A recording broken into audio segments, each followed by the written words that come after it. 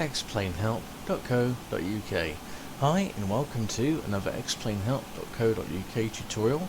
In this tutorial we are going to learn a very basic understanding and use of the ILS instrument landing system function on the default X-Plane 11 Boeing 737. So at the moment we are at an altitude of about 4,300 feet at the minute, and roughly on a heading of 201 degrees. So we're heading just slightly southwest. We're going to be performing an ILS approach at Bristol Airport. You probably are, probably a lot of you have looked at my videos now, and you probably query why I in fact do fly Bristol Airport. An example, using Bristol Airport quite a lot. Basically it's local to me, so I know all the visual reference points in the area, and also Bristol Airport provides a good training area because it's quite high up, situated on the hill. I believe it's 6,000 feet above sea level one end and 6,011 on the other end of the airfield. So yeah, right, okay. So what we're going to do first of all, we're currently flying due south, so what I'm going to do is I'm going to turn the aircraft and start flying due north. So the first thing we're going to do is we are going to confirm which runway we are landing on at Bristol.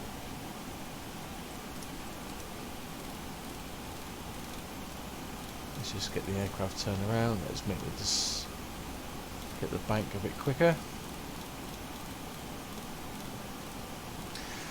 Okay, so like I said, I'm going to just confirm which runway we're landing on at Bristol today. Obviously you would be communicating with air traffic control to confirm all of this information, but in this video I'm not using air traffic control, so we are going to utilize the automatic terminal information system, which pretty much every airport operates. So to tune into the ATIS, we are going to be tuning the COM panel frequency here to 126.025. The outer dial changes the left value, the inner dial increases or decreases the right hand value. So we want 126.025. There we are. That 025. So 126.025. So we now need to make that active by pressing the arrow key here. Bristol International Information Hotel. 1100 Zulu weather. Wind calm. Visibility 7. Sky clear. Temperature 14. Dew point -6. Altimeter 2992. Arriving runway 09. Departing runway 0. So that's the information we need. We need departing and arriving runway 09. That's all I need at the moment. Like I said, it's not a fully in-depth tutorial using all aspects of the procedure. This is just simply to show you how you set up the basics in the cockpit of the aircraft. So I'm just going to slow us down a little bit, down to about 240 knots. Like I said, we're currently at an altitude, we're currently about 4,000 feet at the moment. Okay, so what you need to do, first things first, is you need to go to your nav data input here, and again, outer wheel controls the left value, inner wheel controls the right value dial, whatever you want to call it. So 110, 150, 110, 150, 110, 150. There you go. To select that, you want to click on the arrow key to send that frequency to the left hand box. It's got to go to the left hand box, and there we are. 110, 150 is the active frequency. Right is standby, left is active. Pretty straightforward, yeah, don't you think? So now what we're going to do is over here, to be quite honest with you, there's not really anything you need to do. What will happen is this is the on the horizon situation indicator, this is where you're going to be able to see what's happening with the ILS as we descend. So up here you're going to see the ILS and the DME. Now DME is a distance measuring equipment. What that does is that provides you with your distance from the runway, your DME. Okay, down here and across here, this is your vertical situation awareness, and here is your lateral situation awareness. Okay, so I'm just going to adjust my heading slightly.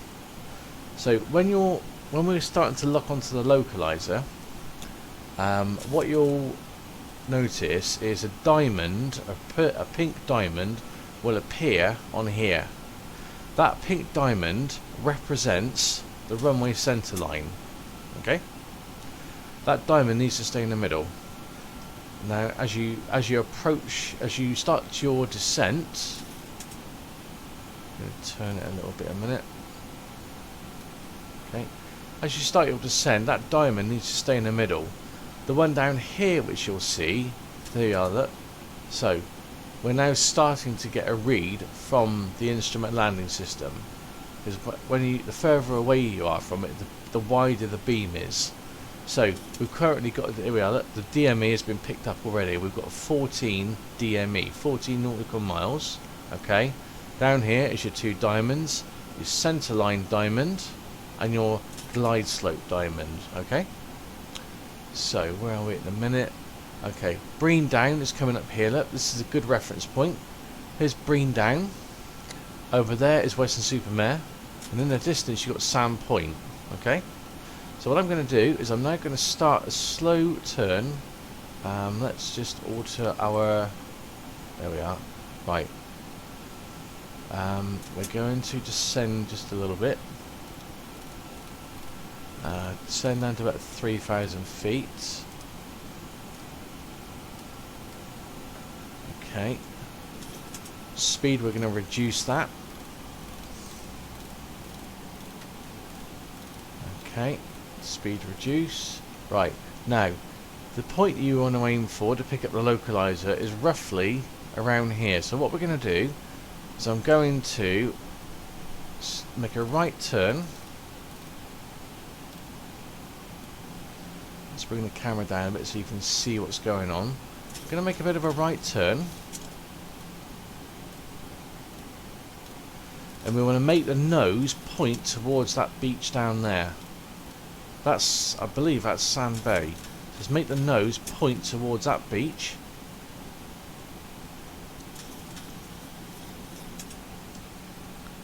Keep going. Now what I'm going to do is I'm now going to activate this approach switch here. See that? The approach switch? Let's click on that, and hopefully what should happen is in a few moments you're going to see the aircraft starting to react to the localizer beam.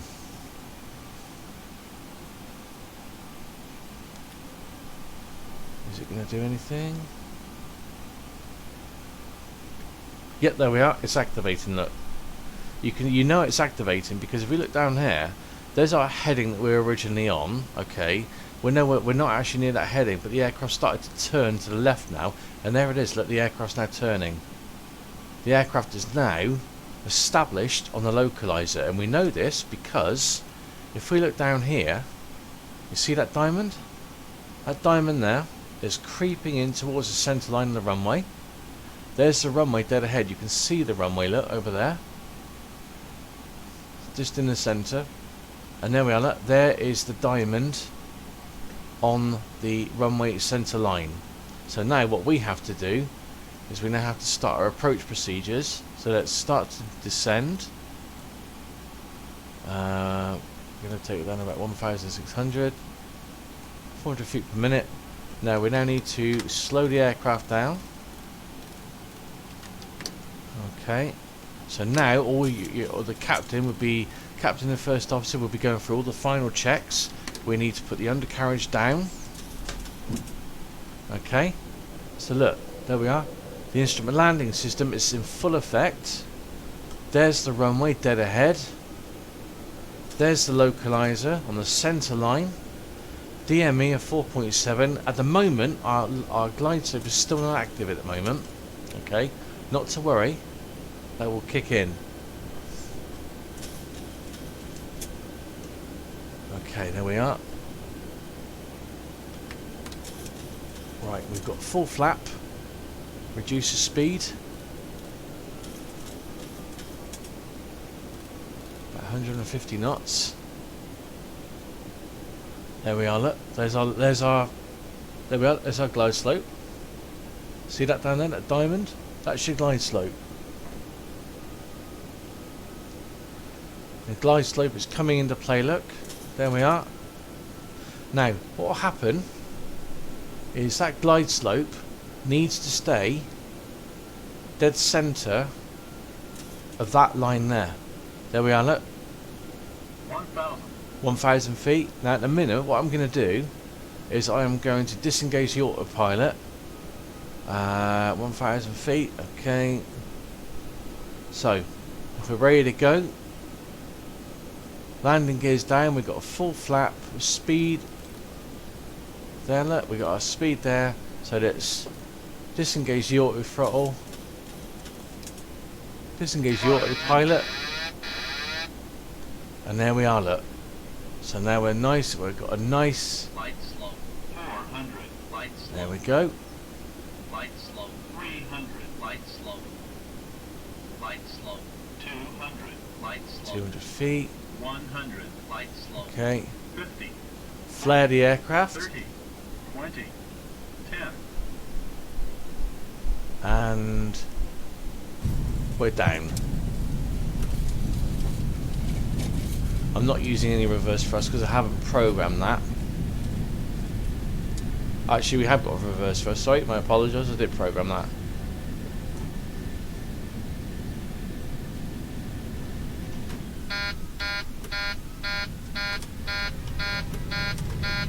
Okay. And there we go. That's a successful ILS approach. So now what you'd be doing is you'd be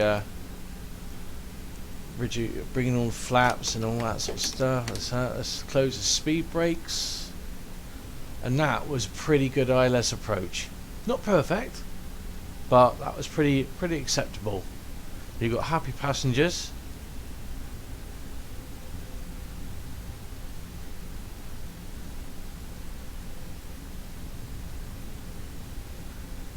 And there you go, look, how about that? So now we're taxiing towards our stand.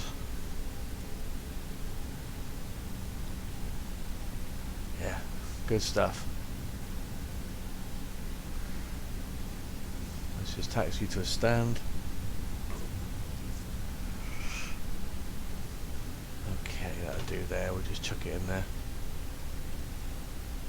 Like I said, it's not a full-on tutorial because you do often get people who will comment and say, oh, you didn't do this, you didn't do that, why were you flying in that configuration, you didn't even have a speed brake set or whatever. Yeah, it's not about that. I'm just teaching you how to do the absolute basics, how to enjoy it, how to enjoy the function. That's all it is, yeah? So, not too seriously, just enjoy the function. Right, so, very quickly, go back over it again. Right, so nav frequencies here, standby window, active window. Put your frequency into there, like that.